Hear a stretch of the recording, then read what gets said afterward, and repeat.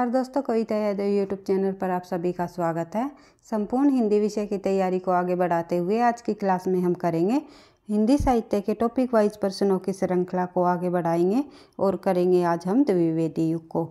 तो द्विवेदी युग से संबंधित उन सभी महत्वपूर्ण प्रश्नों को देखेंगे जो कि पिछली परीक्षाओं में पूछे जा चुके हैं। जिस भी परीक्षा में हिंदी साहित्य से संबंधित प्रश्न पूछे जाते हैं उन सभी के लिए ये क्लास काफ़ी मददगार साबित होगी। टीजीटी पीजीटी परीक्षा हो या एनटीए नेट की परीक्षा हो। तो बढ़ते हैं हम थोड़ा सा और आगे द्विवेदी युग की तरफ, क्योंकि आधुनिक काल के अंतर्गत हमने भारतेंदु युग से संबंधित पीवाईक्यू हमने कर लिए थे। आज करेंगे द्विवेदी युग से संबंधित पीवाईक्यू, क्योंकि एक प्रैक्टिस सेट को लेकर के हम जो है धीरे धीरे अपनी तैयारी को आगे बढ़ा रहे हैं। सभी प्रश्नों को करते हुए हम चल रहे हैं ताकि एक प्रश्न के साथ आप लोगों को और अन्य तथ्य भी देखने को मिले। एक्सप्लेनेशन के साथ हम करते हुए आगे बढ़ रहे हैं। तो देख लेते हैं, शुरुआत कर लेते हैं प्रश्न नंबर 1 द्विवेदी युग से संबंधित। द्विवेदी युग का नामकरण किसके नाम पर हुआ, ये आपको सभी को पता है। महावीर प्रसाद द्विवेदी जी के नामकरण पर ही द्विवेदी युग का नामकरण हुआ। और भारतेंदु युग का जो नामकरण है वो भारतेंदु हरिश्चंद्र जी के नाम पर उनका नामकरण हुआ था भारतेंदु युग का। और द्विवेदी युग का जो है महावीर प्रसाद द्विवेदी के नाम पर ही द्विवेदी युग का नामकरण हुआ। उसके बाद देख लेते हैं इससे संबंधित और अन्य तथ्य। आधुनिक कविता के दूसरे पड़ाव सन 1903 से लेकर 1916 को द्विवेदी युग के नाम से जाना जाता है। कब से कब तक के समय को जाना जाता है? आधुनिक युग के दूसरे पड़ाव यानी कि 1903 से लेकर 1916 तक के युग को जो है हम द्विवेदी युग के नाम से जानते हैं। और कहीं कहीं कुछ विद्वानों ने 1918 ईस्वी तक के समय को द्विवेदी युग की समय सीमा मानी है। ये अलग अलग विद्वानों के अनुसार अलग अलग है। जब हम जो है द्विवेदी युग को डिटेल से हम समझेंगे, जब आप लोगों को पता चल जाएगा किसी विद्वान द्वारा इनकी समय सीमा क्या मानी गई है। तो देख लेते हैं, अब आगे बढ़ते हैं। यह आधुनिक कविता के उत्थान का विकास का काल कहा जाता है। 1903 से महावीर प्रसाद द्विवेदी जी ने सरस्वती पत्रिका का संपादन संभाला था, यानी सरस्वती पत्रिका के संपादक बने थे 1903 ईस्वी में। कौन? महावीर प्रसाद द्विवेदी जी। उससे पहले 1900 ईस्वी में सरस्वती पत्रिका का संपादन किया गया था चिंतामणि घोष द्वारा। 1901 में फिर है श्याम सुंदर दास ने इसका पदभार संभाला था। फिर 1903 में जो है महावीर प्रसाद द्विवेदी ने सरस्वती पत्रिका के संपादक बने। कई बार परीक्षाओं में पूछा जाता है महावीर प्रसाद जी सरस्वती पत्रिका का जो कार्यभार कब से कब तक जो संभाला था। उन्होंने 1903 से लेकर के 1920 ईस्वी तक जो है ये सरस्वती पत्रिका के जो है संपादक बने रहे, यानी कि कुल 17 वर्षों तक इन्होंने सरस्वती पत्रिका का संपादन किया था। इस प्रकार से आप लोगों को ध्यान रखना है। बढ़ते हैं आगे, अगले और अन्य तथ्य को समझ लेते हैं। द्विवेदी युग ने खड़ी बोली को शुद्ध व्याकरण समस्त और व्यवस्थित बनाकर साहित्य के सिंहासन पर बैठने योग्य बना दिया है। और यानी कि खड़ी बोली को जो है शुद्ध व्याकरण समस्त और व्यवस्थित बनाकर साहित्य के सिंहासन पर बैठाने के योग्य खड़ी बोली को किसने बनाया?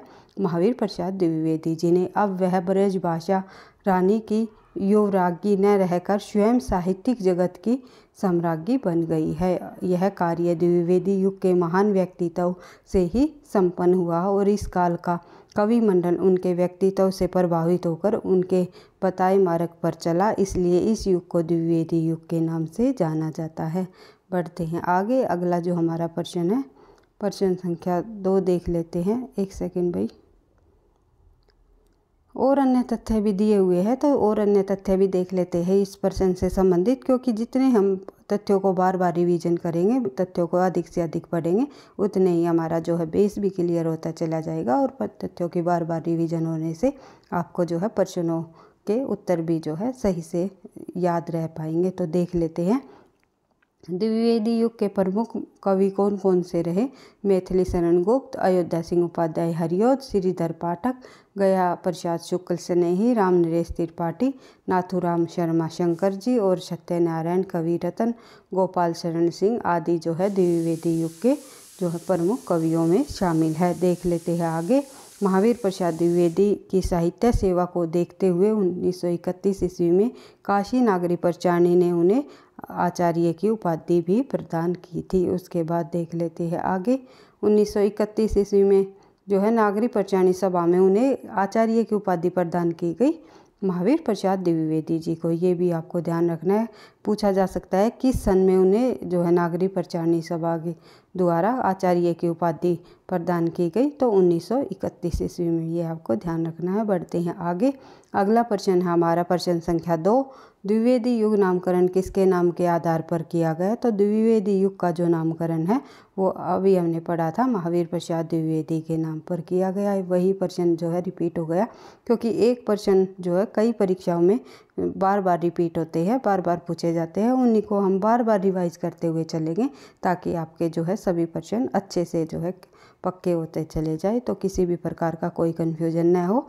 और ना ही परीक्षा में जब आप परीक्षा हॉल में बैठो तो 4 ऑप्शन आपके सामने होंगे, तो 1-2 बार अगर आप प्रश्नों को पढ़ोगे तो वहाँ पर आपको कन्फ्यूजन होगा कि इसका आंसर हमने क्या पढ़ा था, क्या आंसर होगा। तो इसलिए तथ्यों की जितनी बार अधिक रिवीजन होगी उतना ही हमारे लिए अच्छा है। तो देख लेते हैं आगे प्रश्न संख्या नंबर 3। आधुनिक हिंदी साहित्य के द्विवेदी युग का जो नामकरण है किस रचनाकार के नाम पर किया गया है? तो अभी हमने पढ़ा है महावीर प्रसाद द्विवेदी जी के नामकरण पर। बढ़ते हैं आगे। अगला प्रश्न देख लेते हैं। द्विवेदी युग का एक और नाम है, तो द्विवेदी युग का एक और नाम क्या रहा? वो रहा है जागरण सुधार काल। जागरण सुधार काल जो है द्विवेदी युग का एक और नाम है। तो देख लेते हैं आगे। अगला जो हमारा तथ्य है इससे संबंधित, द्विवेदी युग को जागरण सुधार काल भी कहा जाता है। डॉक्टर राम कुमार वर्मा ने आदिकाल को संधि काल और आचार्य रामचंद्र शुक्ल ने आदिकाल को गद्यकाल की संज्ञा दी है। और द्विवेदी युग का जो नामकरण है वो जागरण सुधार काल भी कहा जाता है। ये आपको ध्यान रखना है। बढ़ते हैं आगे।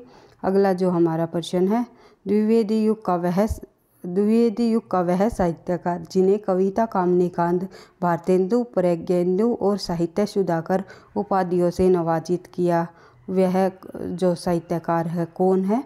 ये मैंने आपको जो है द्विवेदी युग के अंतर्गत डिटेल से जो क्लासेस पढ़ाई है नाथूराम शर्मा शंकर जी के संबंध में, तब भी मैंने इनके संबंध में ये तथ्य आपको बताया था कि नाथूराम शर्मा शंकर जी को कविता, कामनीकांत, भारतेंदु, प्रज्ञेंदु और साहित्य सुधाकर उपाधियों से भी नवाजित किया गया था। तो नाथूराम शर्मा जी इसका सही आंसर हो जाएगा। तो देख लेते हैं इससे संबंधित और अन्य महत्वपूर्ण तथ्य। देख लेते हैं भाई। द्विवेदी युग के कवि नाथूराम शर्मा शंकर ब्रज भाषा के कवि थे, किंतु शीघ्र ही खड़ी बोली की ओर झुक गए थे। इन्होंने राजा रवि शर्मा के चित्रों के आधार पर कविताएं लिखी थी। ये समस्या पूर्ति में जो है सबसे बड़े कुशल व्यक्ति माने जाते हैं। समस्या पूर्ति संबंधी इन्होंने रचनाएं भी की है। इन्हें कविता, कामनीकांत, भारतेंदु, प्रज्ञेंदु, साहित्य सुधाकर आदि उपाधियों से विभूषित किया गया था। और अनुराग रतन, शंकर सरोज, गर्भअंडा रहस्य और शंकर सरस्व इनके जो प्रमुख काव्य ग्रंथ माने जाते हैं। ये प्राय अतिशोक्तिपूर्ण कविताएं लिखते थे। अतिशोक्तिपूर्ण यानी बढ़ा चढ़ाकर बात को कह देना, इस प्रकार की ये कविताएं लिखते थे। बढ़ते हैं आगे। अगला प्रश्न हमारा प्रश्न संख्या 6। ज्ञान राशि के संचित कोश का नाम साहित्य है। ये जो है उक्ति किसके द्वारा कही गई? साहित्य को क्या माना है? ज्ञान राशि का संचित कोश। किस विद्वान द्वारा, किस आचार्य ने कहा? तो महावीर प्रसाद द्विवेदी जी ने जो है ज्ञान राशि के संचित कोश का नाम साहित्य माना है। तो ये ज्ञान राशि का संचित कोश साहित्य है, ये कथन कहा है महावीर प्रसाद द्विवेदी जी ने। और आचार्य रामचंद्र शुक्ल जी ने साहित्य के बारे में क्या कहा है? ये कथन तो बार बार रिपीट होता चला आ रहा है हमारे प्रश्नों में, और आप सभी को पता होगा कि शुक्ल जी द्वारा जो कथन कहा गया है वो वेरी इंपॉर्टेंट है और कई बार परीक्षाओं में पूछा भी जा चुका है कि प्रत्येक देश का साहित्य वहाँ की जनता की चित्तवृत्ति का संचित प्रतिबिंब होता है। ये आचार्य शुक्ल जी द्वारा कहा गया। और ज्ञान राशि के संचित कोश का नाम साहित्य है, ये महावीर प्रसाद जी द्वारा कथन कहा गया है। तो देख लेते हैं आगे तथ्य। महावीर प्रसाद द्विवेदी जी से संबंधित जो है द्विवेदी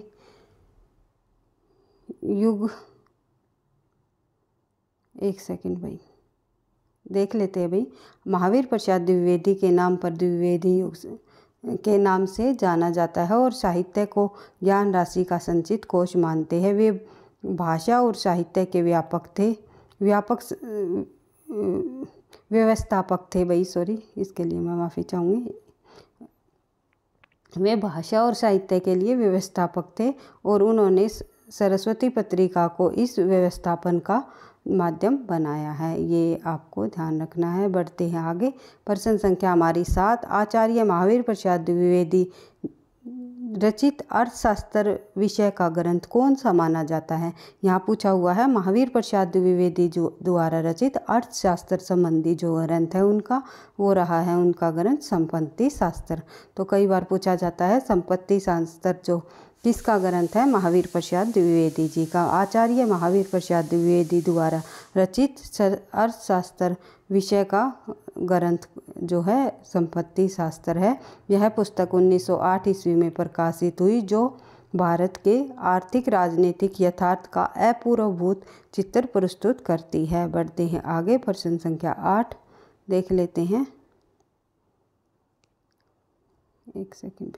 संपत्ति शास्त्र के लेखक कौन है? तो आप सभी को पता है संपत्ति शास्त्र के लेखक महावीर प्रसाद द्विवेदी जी है। उसके बाद देख लेते हैं आगे, संपत्ति शास्त्र के लेखक का नाम बताइए। तो अभी हमने पढ़ा है महावीर प्रसाद द्विवेदी। बढ़ते हैं अगले प्रश्न पर, देख लेते हैं प्रश्न संख्या हमारी 9। 10 प्रश्न संख्या पर पहुंच गई भाई, 9 हमने कर ली थी। तो देख लेते हैं, जूही की कली कविता को किस संपादन ने अपने पत्र में बिना प्रकाशित किए वापस कर दिया था? जूही की कली जो कविता है किस संपादक ने अपने पत्र में जो है बिना प्रकाशित किए वापस कर दिया था? वो है महावीर प्रसाद द्विवेदी जी। महावीर प्रसाद द्विवेदी ने जूही की कली जो उनकी रचना रही थी महावीर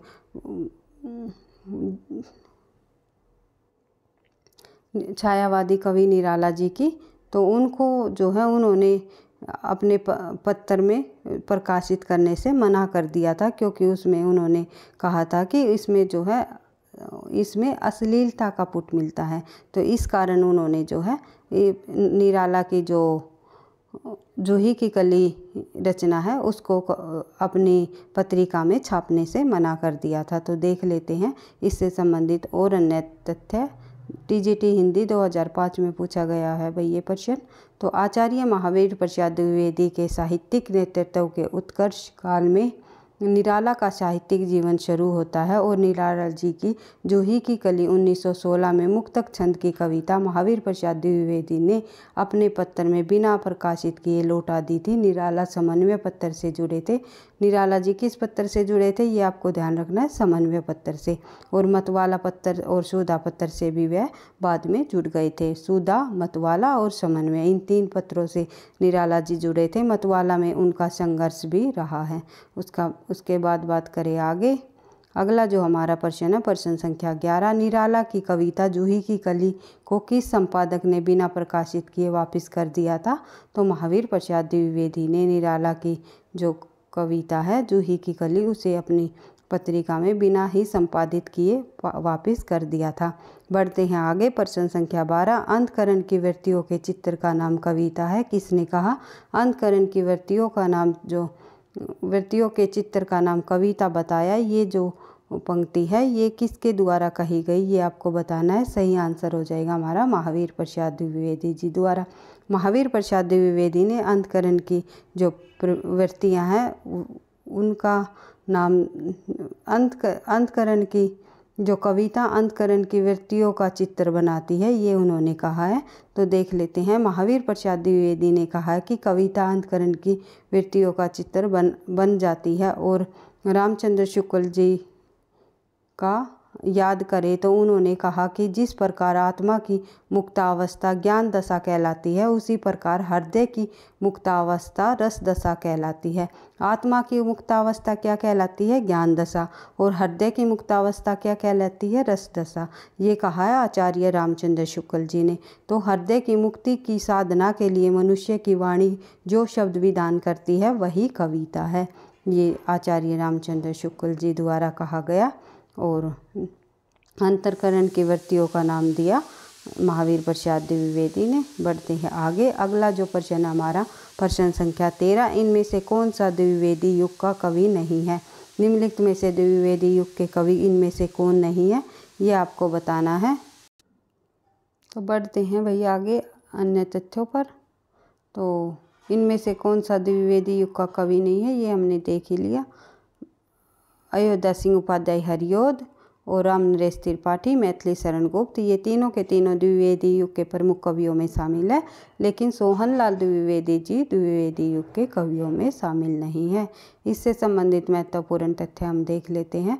सोहनलाल द्विवेदी जी से संबंधित देखते हैं। तो सोहनलाल द्विवेदी युग के कवि नहीं है, बल्कि वे राष्ट्रीय चेतना के अग्रदूत व प्रमुख गांधीवादी कवि माने जाते हैं। द्विवेदी युग के प्रमुख कवि मैथिली शरण गुप्त, अयोध्या सिंह उपाध्याय हरिऔध, श्रीधर पाठक, गया प्रसाद शुक्ल स्नेही, राम नरेश त्रिपाठी, नाथूराम शर्मा शंकर, गोपाल शरण, जगन्नाथ दास रत्नाकर, ये प्रमुख जो कवि माने जाते हैं द्विवेदी युग के अंतर्गत शामिल है।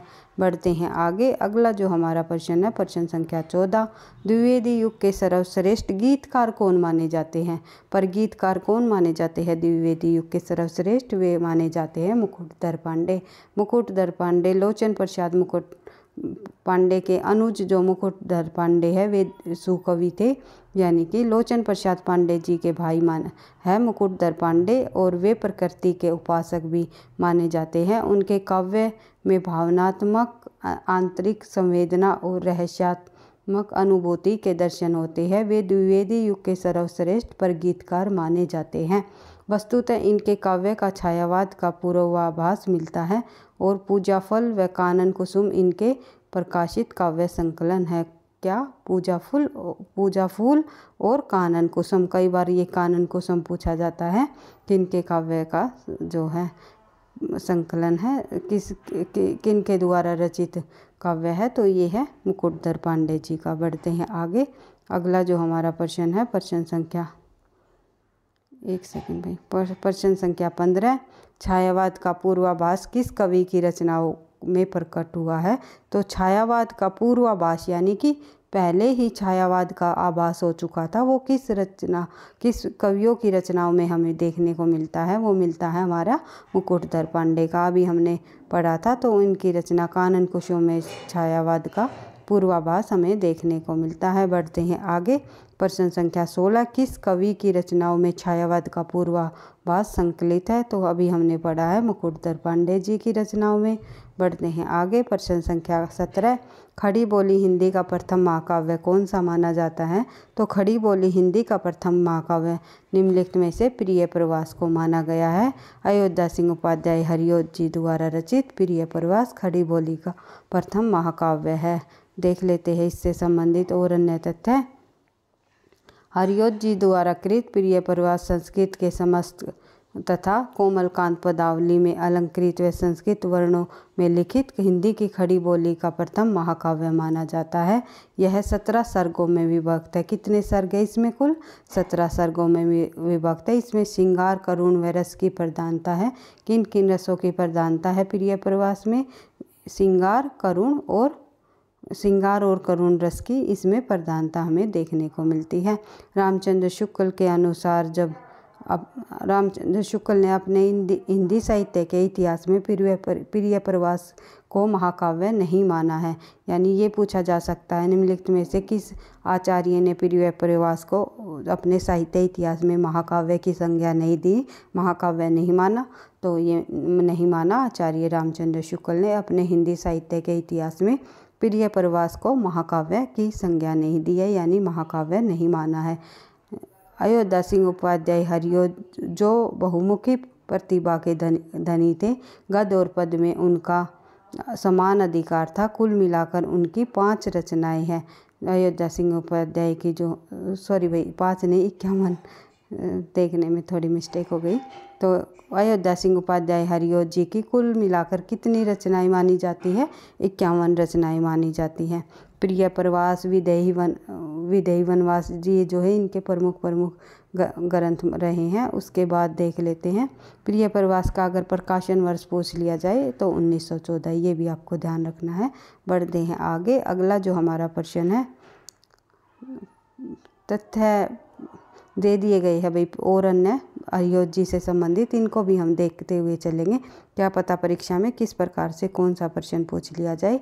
तो देख लेते हैं। हरिऔध जी ने जहाँ चोखे चौबते में मुहावरों के बाहुल्य तथा लोक भाषा के समावेश का प्रयास किया, वहीं विदेही वनवास की रचना द्वारा उनका और प्रबंध दृष्टि का प्रयत्न भी किया गया। उसके बाद देख लेते हैं अपने काव्य संग्रह रसकलश की जो ब्रज भाषा में लिखकर यह सिद्ध कर दिया कि ब्रज भाषा पर भी उनकी अच्छी पकड़ है। तो यानी कि जो उनकी रचना है हरिऔध जी की, वो रसकलश एक प्रकार का ये ब्रज भाषा संबंधी बहुत ही अच्छी रचना मानी जाती है। ये बता दिया गया इस रचना के माध्यम से इन्होंने कि उनकी ब्रज भाषा पर भी बहुत ही अच्छी पकड़ रही है।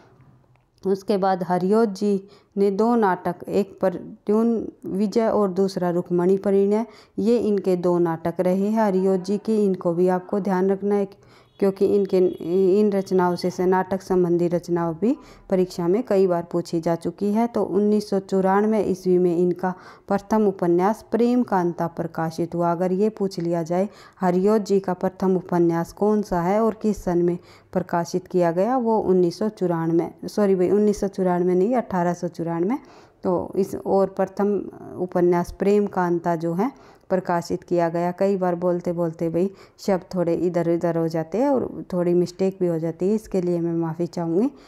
कई बार हम जब जल्दी बोलते हैं और अपने बिल्कुल फ्लो में बोलते चले जाते हैं तो ध्यान नहीं रहता हम क्या बोल रहे हैं। तो आप लोगों के सामने ये चीज़ें सामने लिखी हुई होती है, थोड़ा इन जो है देखते हुए आप लोग जो है पढ़ सकते हो। तो जहाँ मिस्टेक होती है मैं तुरंत स्वीकार कर लेती हूँ, क्योंकि मुझे भी लगता है कि हाँ मैं देखते हुए भी जो है गलत क्षण को पढ़ रही हूँ। तो कई बार होता है ऐसा, तो इसके लिए मैं माफ़ी चाहूँगी। तो देख लेते हैं। हमारा जो उद्देश्य है अधिक से अधिक प्रश्नों का अभ्यास करते हुए अधिक से अधिक तथ्यों को करते हुए अपनी तैयारी को आगे बढ़ाना, क्योंकि आप सभी को पता है निरंतर अभ्यास ही जो है सफलता का राज है।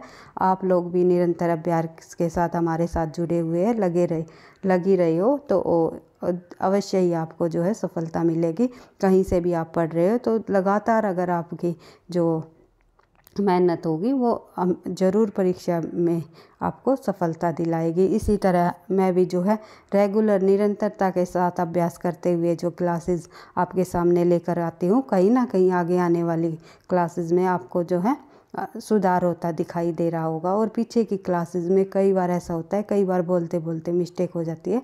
तो आगे मैं जैसे जैसे ये थोड़ी बहुत मिस्टेक्स हो भी जाती है तो मैं बिल्कुल अगली जो वीडियो बनाती हूँ उसमें बिल्कुल ध्यान रखती हूँ कि मैंने जो है थोड़ा सा धीरे बोलना है और तो चीज़ों को बिल्कुल समझते हुए ध्यान से करते हुए चलना है। तो इसी तरह आप भी लगातार निरंतर अभ्यास के साथ लगे रहो और मैं भी जो है अपनी क्लासेस लाने का जो कार्य निरंतर अभ्यास के साथ करती रहूँगी। इसी तरह जो है सफलता आप लोगों को भी अवश्य मिलेगी और मुझे भी अवश्य मिलेगी। आप लोगों का मोटिवेशन, आप लोगों के द्वारा ही दिया गया मोटिवेशन मुझे आगे बढ़ाएगा, क्योंकि आपके लाइक और कमेंट से मुझे मोटिवेशन मिलता है। इसलिए प्लीज़ वीडियो को लाइक और कमेंट अवश्य कर दिया करो। तो देख लेते हैं, बढ़ते हैं अपने तथ्य पर, क्योंकि हम कई बार जो है पढ़ते पढ़ते बातों में जब बातें करने लग जाते हैं और बातों में उलझते हुए चलते हैं तो अपने टॉपिक से ही बिछड़ जाते हैं। तो इसलिए हम आ जाते हैं फिर वापस अपने टॉपिक हरिऔध जी के संबंध में जो हम महत्वपूर्ण रचनाएं पढ़ रहे थे उनको हम देखते हुए बढ़ते हैं आगे। तो देख लेते हैं 1994 में इनका जो उपन्यास है प्रेमाकांत प्रकाशित हुआ और तत्पश्चात 2 और उपन्यास उनके प्रकाशित हुए। कौन कौन से भी, ये दोनों उपन्यास वेरी इम्पोर्टेंट है भाई, कई बार परीक्षाओं में पूछे गए हैं। कौन कौन से, एक तो ये ठेठ हिंदी का ठाठ 1899 ईस्वी में, दूसरा है अधखिला फूल 1907 ईस्वी में प्रकाशित हुआ। ये दोनों उपन्यास जो हैं इनके कई बार परीक्षाओं में पूछे जा चुके हैं। तो देख लेते हैं। हरियोध जी की अन्य महत्वपूर्ण रचनाएं भी हम देख लेते हैं। एक रसिक रहस्य 1899, प्रेम अम्बुबा रिधि जो रचना है इनकी, प्रेम अम्बुबा रिधि रचना, इसमें प्रेम परचंग 1900 में, फिर है परमाम्बु पर श्रवण, परमाम्बु परवा, और उसके बाद है प्रेम फुलवारी, एक सेकंड भाई, प्रेम पुष्पहार है भाई, प्रेम फुलवारी तो भारतेंदु जी की है, ये थोड़ा सा यहाँ पर दिखाई नहीं दिया इसलिए। प्रेम पुष्पहार 1900 कब की रचना है ये, 1904 की रचना है। फिर है उद्बोधन 1906 की रचना है। फिर है इनकी जो अगली रचना है काव्योपवन 1909 की रचना है। फिर है करमवीर 1916 की, ऋतु मुकुर 1917 की, परशुन जो रचना है इनकी 1925 की। फिर अगली जो रचना है इनकी पद्मा प्रबोध जो रचना है, ये इस प्रकार से इनकी हरियोध जी की ये कई रचनाएं हैं, जिसमें कि आप लोगों को एक रसिक रहस्य और ठेठ हिंदी का ठाठ, अधखिला फूल, ये प्रमुख रचनाएं हैं, कई बार परीक्षाओं में पूछी जा चुकी है। तो देख लेते हैं आगे अगला जो तथ्य है इनसे संबंधित देख लेते हैं। कल्पलता, बोलचाल, पारिजात तथा हरियोध सतसई जैसे मुक्तक काव्यों के अलावा कबीर वचनावली, साहित्य संदर्भ तथा हिंदी भाषा और साहित्य का विकास, आलोचनात्मक कृतियाँ भी की रचना भी हरियोध जी ने की। या ये पूछा जा सकता है हरियोध जी की निम्नलिखित में से मुक्तक रचना कौन सी है, तो इन 3 रचनाओं को आपको ध्यान रखना है। 4 रचनाओं को कौन कौन सी, कल्पलता, बोलचाल, पारिजात और हरियोध सतसई, ये चारों रचनाएं इनकी मुक्तक काव्य से संबंधित है। और आलोचनात्मक कीर्ति इनकी कौन कौन सी है ये देख लेते हैं। कबीर वचनावली, साहित्य संदर्भ तथा हिंदी भाषा और साहित्य का विकास, इनकी जो है आलोचनात्मक कीर्तियाँ रही है। ये आपको ध्यान रखना है क्योंकि कई बार हरियोध जी से संबंधित रचनाएं काफ़ी बार परीक्षाओं में पूछी जाती हैं। तो आजकल परीक्षाओं में पूछने का जो पैटर्न है थोड़ा बदल चुका है। लेखक से संबंधित 4 जो है कथन दे दिए जाते हैं, 4 पॉइंट दे दिए जाते हैं। उनमें ये पूछ लिया जाता है इनमें से कौन सा तथ्य जो है सत्य है या असत्य है। इस प्रकार से हर एक लेखक के संबंध में, उनकी रचनाओं के संबंध में आप लोगों को थोड़ा थोड़ा जो है गहराई से पता होना चाहिए, ताकि परीक्षा में इस प्रकार से भी अगर प्रश्न पूछ लिए जाए तो आप जो है उसका सही आंसर कर सको। क्योंकि आजकल जो परीक्षा में प्रश्न पूछे जाते हैं वे थोड़ा समझ बेस के साथ पूछने लगे हैं। पहले की तरह डायरेक्ट रचनाएं नहीं पूछते, ये रचना किसकी है या किसकी नहीं है। इसलिए विद एक्सप्लेनेशन के साथ जो है बिल्कुल व्याख्या सहित प्रश्नों को करते हुए हम अपनी तैयारी को आगे बढ़ा रहे हैं। एक सीरीज और चलाई हुई है मैंने हिंदी के प्रश्न श्रृंखला में, प्लेलिस्ट में आपको मिल जाएगी, जिसमें हम विद सॉल्यूशन के साथ प्रश्नों को करते हुए आगे बढ़ रहे हैं। लगभग 600 प्लस प्रश्नों को हमने कर लिया है। 1000 प्रश्नों का करने का हमारा टारगेट है। तो धीरे धीरे जो है परीक्षा तक लगभग 1000 प्रश्नों को बिल्कुल विद सॉल्यूशन के साथ, पिछले सालों में आए हुए प्रश्नों को और जो है जो महत्वपूर्ण प्रश्न है उनको विद सॉल्यूशन के साथ करते हुए हम अपनी तैयारी को आगे बढ़ा रहे हैं। तो जिस भी परीक्षा में हिंदी साहित्य संबंधी प्रश्न पूछे जाएंगे उन सभी के लिए ये क्लासेस काफ़ी मददगार साबित होगी। तो प्रश्न संख्या 18 देख लेते हैं। खड़ी बोली हिंदी का आधुनिक काल पर प्रथम महाकाव्य कौन सा माना जाता है? तो खड़ी बोली हिंदी का आधुनिक कालीन प्रथम महाकाव्य निम्नलिखित में से माना जाता है प्रिय प्रवास को। प्रिय प्रवास जो है खड़ी बोली हिंदी का आधुनिक कालीन हिंदी का जो है प्रथम महाकाव्य माना जाता है। तो ये भी प्रश्न जो है ये सभी प्रश्न पिछली परीक्षाओं में पूछे गए हैं। तो देख लेते हैं प्रश्न नंबर 19। हरियोध जी के प्रिय प्रवास महाकाव्य में सर्गों की संख्या कितनी है? तो प्रिय प्रवास महाकाव्य में आप लोगों ने पढ़ी है, बार बार पढ़ चुके हैं हम, 17 सर्ग हैं। अगला जो प्रश्न देखते हैं प्रश्न संख्या 20। हरियोध जी द्वारा लिखित काव्य ग्रंथ है? निम्नलिखित में से कौन सा हरिऔध जी का काव्य ग्रंथ है? तो चोखे चोपते, चुभते चुभते, ये सभी जो रचनाएं है हरिऔध जी की है। प्रिय प्रवास, वैदेही वनवास, ये रचनाएं हरिऔध जी की है। लेकिन पथिक रामनरेश त्रिपाठी जी का है, ये आपको पता ही है। और कनुप्रिया और जो है वासव दत्ता जो है, ये भी हरिऔध जी के नहीं है। और चोखे चोपते इनमें हरिऔध जी की है। इससे संबंधित तथ्य देख लेते हैं। और ये अन्य रचनाएं जो हैं, एक सेकंड भाई, प्रश्न संख्या हमारी 20 थी। कनुप्रिया धर्मवीर भारती की रचना है भाई। उसके बाद देख लेते हैं प्रश्न नंबर 21। प्रश्न नंबर 21 में हम देखते हैं विदेही वनवास नामक काव्य जो है रचना किसने लिखी है? तो विदेही वनवास काव्य के लेखक कौन माने जाते हैं? अभी हमने पढ़ा था विदेही वनवास और प्रिय प्रवास, ये सब रचनाएं जो है हरिऔध जी की है। तो हरिऔध जी इसका हो जाएगा सही आंसर बी। उसके बाद देख लेते हैं विदेही वनवास के लेखक, अभी हमने पढ़ा है हरिऔध जी की रचनाओं को, तो हरिऔध जी की रचना है विदेही वनवास भी। उसके बाद देख लेते हैं खड़ी बोली में प्रथम महाकाव्य प्रिय प्रवास के रचयिता कौन रहे हैं? तो खड़ी बोली में प्रथम महाकाव्य प्रिय प्रवास के रचयिता निम्नलिखित में से हरिऔध जी रहे हैं। उसके बाद जो कि रामचंद्र शुक्ल ने, ये ध्यान रखना है, रामचंद्र शुक्ल ने अपने हिंदी साहित्य के इतिहास में प्रिय प्रवास को जो है महाकाव्य की संज्ञा नहीं दी, महाकाव्य नहीं माना। कई बार परीक्षा में पूछा जाता है। तो देख लेते हैं अगला जो हमारा प्रश्न है, प्रश्न संख्या 24। खड़ी बोली हिंदी का प्रथम महाकाव्य कौन सा है? खड़ी बोली हिंदी का प्रथम महाकाव्य प्रिय प्रवास है। प्रिय प्रवास से संबंधित हम जो है काफ़ी सारे तथ्य पहले देख चुके हैं पिछले प्रश्न में। तो देख लेते हैं, आगे बढ़ते हैं। प्रश्न संख्या 25। निम्नलिखित में से कौन सी रचना हरिऔध जी की, एक सेकंड भाई, एक सेकंड, इनमें से कौन सी रचना हरिऔध जी की नहीं है? नहीं पर आपको ध्यान रखना है परीक्षा में किस प्रकार से प्रश्न पूछा गया है, नहीं पूछा गया है या है पूछा गया है। तो विचित्र विवाह, विदेही वनवास, चोखे चोपते और चुभते चुभते, इनमें से जो है इनकी रचना विचित्र विवाह नहीं है। ये 3 रचनाएं हरिऔध जी की है, विदेही वनवास, चुभते चुभते और चोखे चोपते। इस प्रकार से विचित्र विवाह देख लेते हैं। विचित्र विवाह राष्ट्रीय भारती देवदूत देवसभा रामचरित्र उपाध्याय जी की रचना है। ये जो कीर्तियाँ है विचित्र विवाह और राष्ट्रीय भारती देवदूत देवसभा, ये रामचरित उपाध्याय जी की रचनाएं हैं। इनके अतिरिक्त रामचरित चिंतामणि नामक प्रबंध काव्य भी इन्होंने रचा है। किनका है? रामचरित उपाध्याय जी का।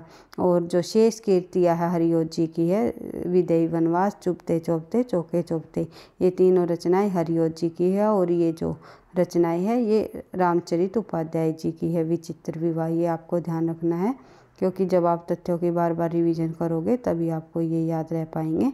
तो देख लेते हैं प्रश्न संख्या हमारा 26 पे पहुंच गए हम। दिवस का आसवान समीप था, गगन था कुछ लोहित हो चला, तरु शिखा पर थी अब राजती, कमल ये कुल वल्लभ की प्रभा। ये जो पंक्तियाँ है किसके संबंध में, पंक्तियों का संबंध किससे है, किस रचना के संबंध में है? ये हरिऔध जी की प्रमुख पंक्तियाँ रही है। अगर लेखक का नाम पूछ लिया जाए, अयोध्या सिंह उपाध्याय हरिऔध जी की जो है प्रिय प्रवास रचना में ये पंक्तियाँ कही गई, जिसमें प्रकृति वर्णन इसमें किया गया है। तो देख लेते हैं उपयुक्त काव्य पंक्तियाँ हरिऔध जी की खड़ी बोली में की गई प्रथम महाकाव्य प्रिय प्रवास के प्रथम सर्ग से अवतरित है। किस सर्ग में से ली गई है ये भी पूछा जा सकता है। तो ये जो दिवस का आसवान समीप था, गगन था कुछ लोहित हो चला, तरु शिखा पर थी राजती, इस प्रकार से जो ये पंक्तियाँ थी ये हरिऔध जी के रचना प्रिय प्रवास जो कि खड़ी बोली का प्रथम महाकाव्य माना जाता है, उसके प्रथम सर्ग से लिया गया है। किस सर्ग से? प्रथम सर्ग से। ये कई बार पूछा जा सकता है, सर्ग का नाम भी पूछ लिया जाता है, किस लेखक की रचना किस सर्ग से ली गई है। तो ये आपको, और प्रिय प्रवास तो अपने आप में है ही महत्वपूर्ण रचना क्योंकि खड़ी बोली का प्रथम महाकाव्य है। तो देख लेते हैं प्रश्न संख्या 27 में हम देखते हैं द्विवेदी युग की कविता उपदेशात्मक एवं इतिवर्तात्मक, प्रकृति चित्रात्मक या नव जागरण परक या नारी चेतनात्मक। ये द्विवेदी युग की जो कविताओं की प्रवृत्ति किस प्रकार की मानी गई है, तो ये एक उपदेशात्मक एवं इतिवर्तात्मक कविताएं मानी जाती है। तो इसके संबंध में नगेंद्र द्वारा जो अपनी पुस्तक हिंदी साहित्य का इतिहास में उन्होंने लिखा है कि सामान्यतः द्विवेदी युग की जो काव्य को नीरस, इतिवर्तात्मक व उपदेशात्मक कहा जा सकता है।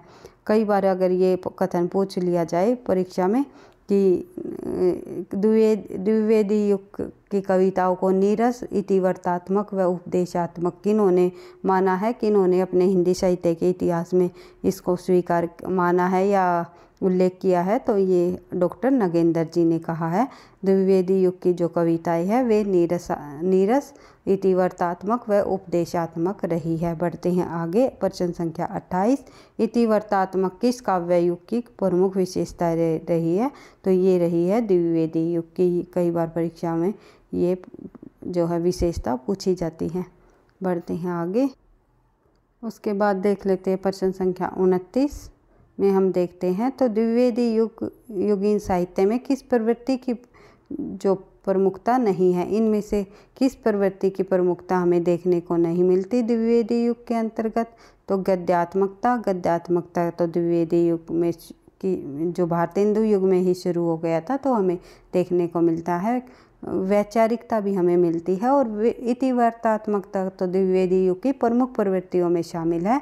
तो इतिवर्तात्मकता होती क्या है, एक तरह तो से कहा जाए तो किसी वस्तु का जो विस्तृत वर्णन अगर हम करते हैं या फिर आख्यान का जो वर्णन हम पूरी तरह से आख्यान शैली को अपनाते हैं या फिर जो है एक तरह से कथा का विस्तार हम कहते हैं, इसीलिए इतिवर्तात्मकता की प्रवृत्ति होने के कारण द्विवेदी युग के अंतर्गत प्रबंध काव्यों की रचना की जाने लगी थी। अधिक प्रबंध काव्य लिखे गए थे, तो इतिवर्तात्मकता उसमें दिखाई देती है।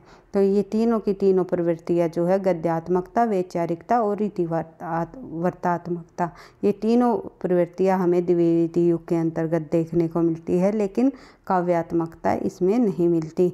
बढ़ते हैं आगे, काव्यात्मकता द्विवेदी युग की प्रवृत्ति की प्रमुखता नहीं है। वैसे तो काव्यात्मकता रही है, लेकिन प्रमुखता पूछी हुई है, प्रवृत्ति प्रमुखता नहीं है। इसमें जो है द्विवेदी युगीन प्रवृत्ति की प्रमुखता है। शेष जो तीनों जो प्रवृत्तियां मैंने आपको बताई, इतिवर्तात्मकता, वैचारिकता और जो है तीसरी थी हमारी क्या, गद्यात्मकता, ये तीनों की तीनों प्रवृत्तियाँ द्विवेदी युग के अंतर्गत देखने को मिलती है। बढ़ते हैं आगे, प्रश्न संख्या हमारी 30। भारत भारती का प्रकाशन किस वर्ष हुआ? मैथिली शरण गुप्त जी द्वारा रचित भारत भारती रचना का जो प्रकाशन वर्ष है वो 1912 में हुआ। ये आप सभी को पता है। इससे संबंधित हम देख लेते हैं और अन्य महत्वपूर्ण तथ्य देख लेते हैं, भाई दिए हुए हैं तो देख लेते हैं। मैथिली शरण गुप्त जी से संबंधित, क्योंकि मैथिली शरण गुप्त जी द्विवेदी युग के प्रमुख कवियों में शामिल है। महावीर प्रसाद द्विवेदी जी के बाद उन्हीं का जो है हमें वर्णन देखने को मिला है। तो महावीर प्रसाद द्विवेदी जी के बाद मैथिली शरण गुप्त जी का महत्वपूर्ण स्थान रहा है। तो देख लेते हैं इससे संबंधित, इसमें तो तथ्य दिए गए हैं। वैसे तो कंटेंट की क्लास में मैं मैथिली शरण गुप्त जी से संबंधित काफ़ी सारे तथ्य आप लोगों को करा चुकी हूँ, फिर भी एक बार से फिर इसीलिए मैं प्रश्न उत्तरों के माध्यम से विद एक्सप्लेनेशन के साथ प्रश्नों को करने पर अधिक बल देती हूँ, ताकि तथ्यों की आपको बार बार जो है रिवीजन होती रहे। जितनी बार आप रिवीजन करोगे उतने ही तथ्य आपको जल्द याद रह पाएंगे। ये मैं आपको बार बार कहती हूँ कि निरंतर अभ्यास ही सफलता का राज है। तो देख लेते हैं। 3 अगस्त 1886 को झांसी उत्तर प्रदेश के चीर गांव में जन्मे मैथिली शरण गुप्त हिंदी के सर्वाधिक प्रभावी व लोकप्रिय रचनाकारों में से एक रहे हैं। इनकी कविताओं में बौद्ध दर्शन, महाभारत, रामायण आदि के कथानक स्वतः उतर आते हैं। हिंदी की खड़ी बोली के रचनाकार गुप्त जी ने हिंदी कविता के इतिहास में एक महत्वपूर्ण भूमिका निभाई। महत्वपूर्ण पड़ाव के समान रही है या महत्वपूर्ण भूमिका निभाई, ये आप कह सकते हो। इन्होंने 1912 में राष्ट्रीय भावना से ओतप्रोत भारत भारती का प्रकाशन किया, जो 3 खंडों में है।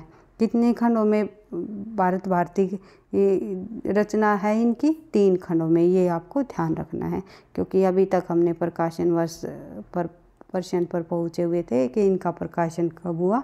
तो भारत भारती का प्रकाशन 1912 ईस्वी में किया गया। जो ये रचना है इनकी 3 खंडों में दी गई है, तो ये आपको ध्यान रखना है। तो देख लेते हैं और अन्य महत्वपूर्ण तथ्य मैथिली शरण गुप्त जी से संबंधित, जो कि बार बार परीक्षाओं में पूछे जाते हैं। तो गांधी जी ने मैथिली शरण गुप्त को राष्ट्र कवि की संज्ञा दी है। महात्मा गांधी ने किसकी संज्ञा दी है मैथिली शरण गुप्त को? राष्ट्र कवि की संज्ञा दी है महात्मा गांधी ने। किनको? मैथिली शरण गुप्त को। मैथिली शरण गुप्त को सन 1954 ईस्वी में पद्म भूषण प्रदान किया गया। 1954 में इन्हें कौन सा पुरस्कार प्रदान किया गया? पद्म भूषण। तो साकेत इनकी सर्वोत्कृष्ट रचना मानी जाती है। इसमें लक्ष्मण की पत्नी उर्मिला को नायिका बनाकर राम कथा कही गई है, यानी लक्ष्मण की पत्नी जो उर्मिला है उनको नायिका बनाकर इसकी रचना की गई है। किसकी? साकेत की। इनकी अन्य प्रमुख रचनाएं हैं कौन कौन सी? जयद्रथ वध जयद्रथ वध एक रचना है, यहाँ से यहाँ तक जयद्रथ वध। और फिर है दूसरी विकट भट्ट, फिर है गुरुकुल, उसके बाद है किसान, फिर है सिद्धराज, उसके बाद देख लेते हैं जय भारत, दुआपर भी इनकी प्रमुख रचना मानी जाती है भाई। वैतालिक, कुणाल, यशोधरा और पंचवटी भी इनकी प्रमुख रही है।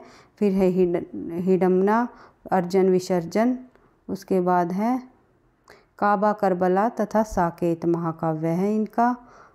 गुप्त जी द्वारा अनुदित जो काव्य है वे पलासी का युद्ध, मेघनाथ वध, व्रत संहार, ये इनके अनुदित काव्य रहे हैं। उसके बाद देख लेते हैं आगे। यशोधरा की नायिका गौतम बुद्ध की पत्नी है। यशोधरा की नायिका कौन है? गौतम बुद्ध की पत्नी। कई बार पूछा जाता है निम्नलिखित में से जो गौतम की पत्नी का नाम क्या है? तो यशोधरा। जो इन गौतम की पत्नी के नाम पर ही जो है मैथिली शरण गुप्त ने यशोधरा नामक काव्य की रचना की है। तो इसके बाद देख लेते हैं अगला जो प्रश्न हमारा तथ्य देख लेते हैं। किसान में सामान्य किसान के जीवन की संघर्ष की कथा दिखाई गई है। रंगभूमि में जो है राजपूत आन की कथा कही गई है। और जैनी मार्क्स की पुत्री जेनी पर रचित प्रबंध काव्य है। उसके बाद मैथिली शरण गुप्त की प्रथम पुस्तक रंग में भंग का प्रकाशन 1909 में हुआ, किंतु इनकी ख्याति का मूल आधार भारत भारती रही है। यानी कि अगर ये जो रंग में भंग जो इनकी रचना है प्रथम पुस्तक, ये इनका एक काव्य संग्रह है। अगर ये पूछ लिया जाए मैथिली शरण गुप्त जी का प्रथम काव्य संग्रह कौन सा है, तो रंग में भंग। अगर ये पूछ लिया जाए मैथिली शरण गुप्त जी की प्रथम काव्य कौन सा है, वो है इनका हेमंत जो रचना है इनकी वो प्रथम कविता मानी गई है इनकी। हेमंत रचना मैथिली शरण गुप्त की प्रथम काव्य है। अगर काव्य संग्रह पूछ लिया जाए, संग्रह दे दिया जाए, तो ये है रंग में भंग। ये इस प्रकार से एक एक तथ्यों को आपको समझ के साथ करना है ताकि आपको परीक्षा में अच्छा स्कोर प्राप्त हो। तो देख लेते हैं अगला जो हमारा तथ्य है। गुप्त जी ने तिलोत्तमा, चंद्रहास, अनग 3 नाटक पढ़ाए। सभी प्रकार के जो इन्होंने 3 नाटकों की रचना की, कौन कौन से? तिलोत्तमा, चंद्रहास और अनग, ये 3 इनके नाटक रहे। मैथिली शरण गुप्त जी के सभी प्रकार के परगीत और मुक्तक भी लिखे। मैथिली शरण गुप्त मैथिली शरण गुप्त ने जो रचना प्रसिद्ध राम काव्य संबंधी जो रचना लिखी थी साकेत, और ये मैथिली शरण गुप्त जी जो है प्रसिद्ध राम काव्य भक्त भी माने जाते हैं। गुप्त जी की प्रारंभिक रचनाएं कोलकाता से निकलने वाले विश्वोपकार में प्रकाशित होती रही। ये एक प्रकार का ये पत्र निकाला गया था जो कि कोलकाता से निकाला गया था, और इसमें गुप्त जी की रचनाएं जो है प्रकाशित होती रही। कई बार पूछा जाता है जो मैथिली शरण गुप्त जी की जो रचना है किस पत्र में प्रकाशित होती थी, तो वैश्योपकार जो पत्र है उसमें इनकी रचनाएं प्रकाशित होती रही। उसके बाद इनका परिचय जो है आचार्य महावीर प्रसाद द्विवेदी से जुड़े हुए और उनकी कविताएं सरस्वती में प्रकाशित होने लगी। जब उनका जो परिचय महावीर प्रसाद द्विवेदी जी से हुआ तो उनके बाद जो है इनकी जो जितनी भी रचनाएं थी वे सरस्वती पत्रिकाओं में प्रकाशित होने लगी।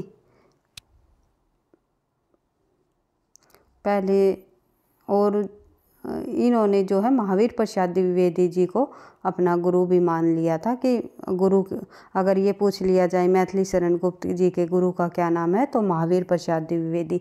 इन्होंने स्वयं एक जो उसमें लिखा भी था अपनी रचना में कि करते तुलसीदास भी कैसे मानसनाद, महावीर का यदि उन्हें मिलता नहीं प्रसाद।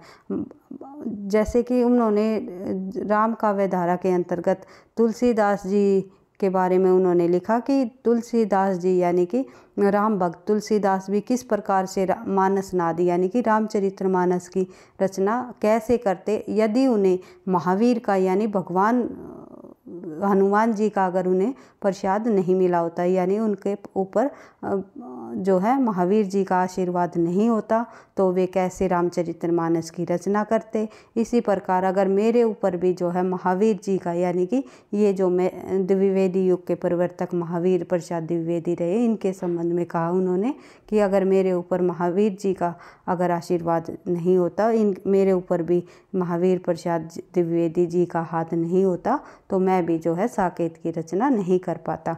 इस प्रकार से ये पंक्ति पूछ ली जाती है कई बार, ये किसकी है? करते तुलसीदास भी कैसे मानसनाद, महावीर का यदि उन्हें मिलता नहीं प्रसाद। तो देख लेते हैं प्रश्न संख्या 31, भारत भारती में किस भावना की रूपरेखा प्रस्तुत है? तो भारत भारती के अंतर्गत हमें किस भावना की रूपरेखा प्रस्तुत मिलती है? तो ये एक राष्ट्रवादी रचना मानी जाती है, राष्ट्रीय भावना हमें देखने को मिलती है। बढ़ते हैं आगे, प्रश्न संख्या 32, राजपूतियान की कथा। राजपूतियान की कथा जो रचना है वो है रंग में भंग। उसके बाद देख लेते हैं आगे, अगला जो हमारा प्रश्न है प्रश्न संख्या 33, चीरगांव किस कवि का स्थान है? तो चीरगांव निम्नलिखित में से मैथिली शरण गुप्त जी का स्थान रहा है। और जो है सियाराम शरण गुप्त जी भी जो है मैथिली शरण गुप्त के भाई माने जाते हैं। कई बार जो है चीरगांव झांसी, अगर मैथिली शरण गुप्त ऑप्शन में ना हो तो आप सियाराम शरण गुप्त जी को लगा सकते हो। बढ़ते हैं आगे, प्रश्न संख्या 34, किसान के रचनाकार कौन है? तो किसान रचना के रचनाकार अभी हमने पढ़ा है। किसान रचना जो है किसानों के दुर्दशाओं, किसानों के इससे संबंधित जो रचना लिखी गई किसानों के ऊपर, वो मैथिली शरण गुप्त जी ने लिखी, किसानों की समस्याओं को देखते हुए। बढ़ते हैं आगे, अगला जो प्रश्न है हमारा प्रश्न संख्या 35 प्रश्न संख्या पर पहुंच गए भाई। रंग में भंग नामक काव्य कीर्ति के रचयिता कौन है? तो रंग में भंग काव्य कीर्ति के रचयिता अभी हमने पढ़ा मैथिली शरण गुप्त। उसके बाद निम्नलिखित में से एक मैथिली शरण गुप्त के काव्य रचना नहीं है। निम्नलिखित में से कौन सी मैथिली शरण गुप्त की काव्य रचना नहीं मानी जाती, ये आपको बताना है। तो कृषक कंदन करण जो है मैथिली शरण गुप्त की रचना नहीं है। उसके बाद देख लेते हैं आगे, प्रश्न संख्या 37 देख लेते हैं भाई। थोड़ा जल्दी जल्दी करेंगे क्योंकि समय थोड़ा अधिक हो रहा है। अधिक जब लंबी वीडियो होती है तो वीडियो अपलोड करने में थोड़ी परेशानी होती है। इसके लिए हमें जो है क्या एक से प्रश्नों को यहाँ छोड़ देना भाई ठीक नहीं होगा, क्योंकि द्विवेदी युग के प्रश्नों को तो हमें सभी प्रश्नों को कर लेना है, क्योंकि द्विवेदी युग के अंतर्गत जो ये मुख्य प्रश्न है कहीं ना कहीं आगे आने वाली परीक्षाओं में रिपीट हो सकते हैं। तो प्रश्नों की संख्या द्विवेदी युग के अंतर्गत 41 ही है, फिर हमारा छायावाद आ जाएगा। तो सभी प्रश्नों को हम करेंगे, थोड़ा जल्दी जल्दी करेंगे। तो देख लेते हैं, मैथिली शरण गुप्त द्वारा जो जयद्रथ वध क्या है? जयद्रथ वध जो एक प्रकार से उनकी जो रचना है वो खंड काव्य है। कई बार पूछा जाता है कि मैथिली शरण गुप्त का निम्नलिखित में से कौन सा खंड काव्य है या कौन सा उनका मुक्तक काव्य है। इस प्रकार आपको बार बार रिवाइज कर लेना है। बढ़ते हैं आगे, अगला जो प्रश्न है हमारा, इससे संबंधित तथ्य भी देख लेते हैं। मैथिली शरण गुप्त द्वारा रचित जयद्रथ वध का प्रकाशन 1910 में हुआ। मैथिली शरण गुप्त की प्रारंभिक रचनाओं में भारत भारती को छोड़ करके जयदत्त वर्ध की प्रसिद्धि सर्वाधिक रही, यानी कि सबसे अधिक जो रचना थी इनकी वो भारत भारती रचना रही थी, जो कि राष्ट्रीय भावना पर आधारित थी। उसके बाद जो है इनकी रचना जयदत्त वर्ध प्रसिद्ध रही, जो कि 1910 में लिखी गई, और भारत भारती 1912 में। ये आपको ध्यान रखना है। हरिगीतिका छंद में रचित यह एक खंड काव्य है। अगर ये पूछ लिया जाए मैथिली शरण गुप्त जी का जो प्रिय छंद कौन सा माना जाता है, मैथिली शरण गुप्त का प्रसिद्ध छंद कौन सा रहा है, वो है हरिगीतिका। ये भी कई बार परीक्षा में पूछा गया प्रश्न है। तो देख लेते हैं प्रश्न संख्या 38। साकेत महाकाव्य का सर्वाधिक मार्मिक सर्ग कौन सा है? साकेत महाकाव्य का जो सर्वाधिक मार्मिक जो सर्ग रहा है वो 9वां सर्ग रहा है। इसी में उर्मिला के विरह का इसमें वर्णन दर्शाया गया है। तो देख लेते हैं इससे संबंधित और अन्य तथ्य। मैथिली शरण गुप्त द्वारा साकेत महाकाव्य का 9वां सर्ग सर्वाधिक मार्मिक है। साकेत में 12 सर्ग है, जिसका रचनाकाल 1916 से लेकर 1932 ईस्वी तक है। साकेत की संपूर्ण कथा का केंद्र बिंदु उर्मिला ही है, और आरंभ में इनका जो नाम उर्मिला उत्पाद अर्थात उर्मिला काव्य रखा गया, क्योंकि महाकवि रविंद्रनाथ ने बंगला भाषा में लिखे गए अपने निबंध काव्य तेर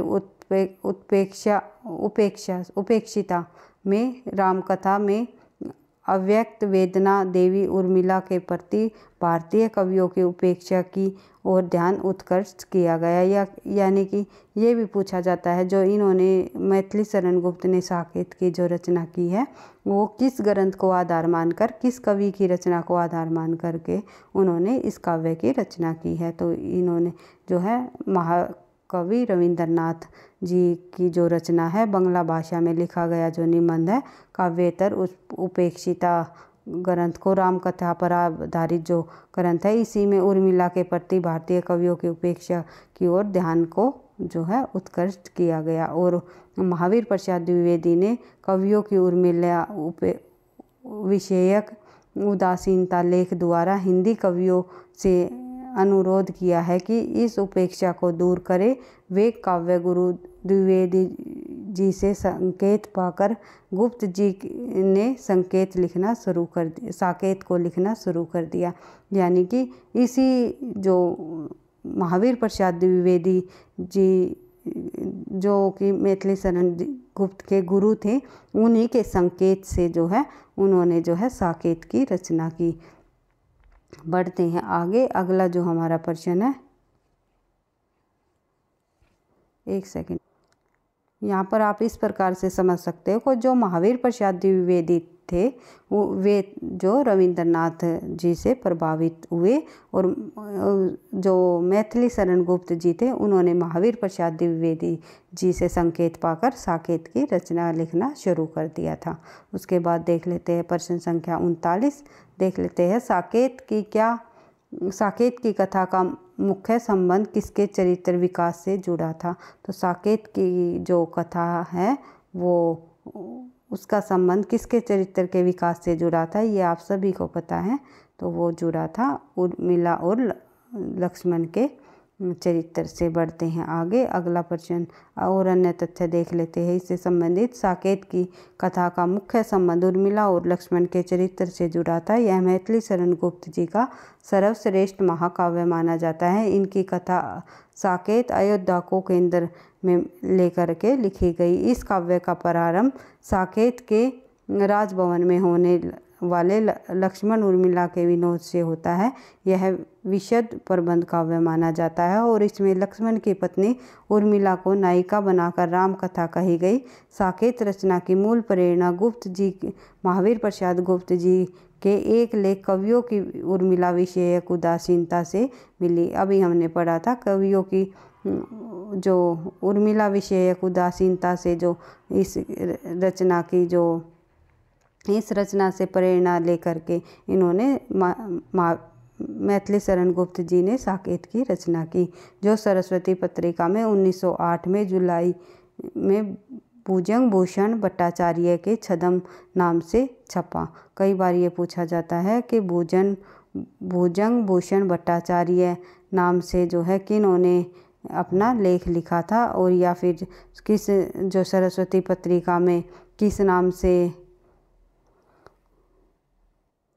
अर्थात ये भुजंग भूषण भट्टाचार्य नाम से लिखने वाले जो कवि रहे वे महावीर प्रसाद द्विवेदी ने सरस्वती पत्रिका में जो है उर्मिला विषयक नामक उदासीनता 1908 में जुलाई में लिखा था। ये कई बार पूछा जाता है तो ध्यान रखना है। बढ़ते हैं आगे। अगला प्रश्न हमारा प्रश्न संख्या 40। मैथिली शरण गुप्त ने इतिहास के उपेक्षित नारी पात्र को निम्न पुस्तक में प्रतिष्ठित किया है, तो ये इसका सही आंसर हो जाएगा, वो हो जाएगा साकेत। साकेत आंसर हो जाएगा इसका। बढ़ते हैं आगे। अगला प्रश्न हमारा प्रश्न संख्या 41। द्विवेदी युग के सामान्यतः प्रतिनिधि कवि कौन माने जाते हैं, तो सामान्यतः प्रतिनिधि कवि द्विवेदी युग के मैथिली शरण गुप्त जी माने जाते हैं। तो देख लेते हैं और अन्य तथ्य इससे संबंधित। आचार्य रामचंद्र शुक्ल ने हिंदी साहित्य के इतिहास में लिखा है कि मैथिली शरण गुप्त की प्रतिभा की सबसे बड़ी विशेषता है। मैथिली शरण गुप्त, ये गुप्त की प्रतिभा की सबसे बड़ी विशेषता है कलानुसरण की अक्षमता, अर्थात उत्तरोत्तर बदलती हुई भावनाओं को काव्य प्रणालियों की ओर ग्रहण करते चलने की शक्ति। इस दृष्टि से हिंदी भाषी जनता के प्रतिनिधि कवि ये निसंदेह कहे जा सकते हैं।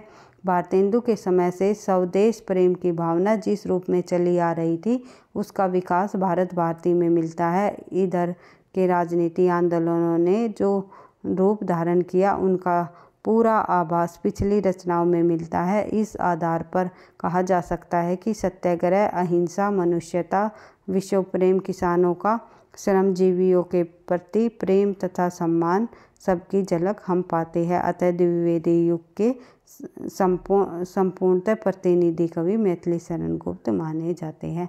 द्विवेदी युग के जो संपूर्णतः प्रतिनिधि कवि किस कवि को माना जाता है, मैथिली शरण गुप्त। आज की क्लास में हमने भाई द्विवेदी युग से संबंधित महत्वपूर्ण तथ्यों को, महत्वपूर्ण प्रश्नों को कर लिया, PYQ कर लिए हैं जो कि पिछली परीक्षाओं में पूछे जा चुके हैं।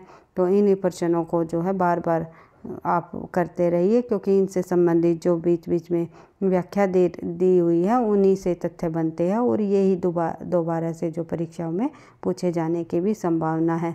बार बार तथ्यों के रिवीजन करते हुए, बार बार प्रश्नों के रिवीजन करते हुए आप लोगों को आगे बढ़ना है। इसी प्रकार हमारे साथ जुड़े रहने के लिए आप लोगों का जो है हृदय से मैं धन्यवाद देती हूँ। वीडियो पसंद आई तो एक बार मैं फिर कहती हूँ, प्लीज़ लाइक कर दिया करो और एक प्यारा सा कमेंट भी कर दिया करो आपको वीडियो कैसी लगी। तो चैनल पर पहली बार हो तो सब्सक्राइब भी कर लेना, ताकि नोटिफिकेशन आपको समय पर मिलता रहे। हर रोज़ हमारी जो है 3:15 बजे यानी 3:15 पर एक हिंदी साहित्य से संबंधी क्लासेस होती है, जो कि जिस भी परीक्षाओं में साहित्य संबंधी प्रश्न पूछे जाते हैं सभी के लिए ये क्लास काफ़ी मददगार साबित होती है। वैसे तो कंटेंट की क्लास में हम DSSB TGT PGT हिंदी की तैयारी को धीरे धीरे आगे बढ़ा ही रही है, लेकिन अधिक से अधिक प्रश्नों का अभ्यास करते हुए भी हम जो है अपनी तैयारी को कर रहे हैं।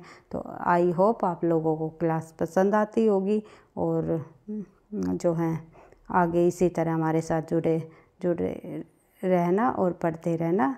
थैंक यू, धन्यवाद।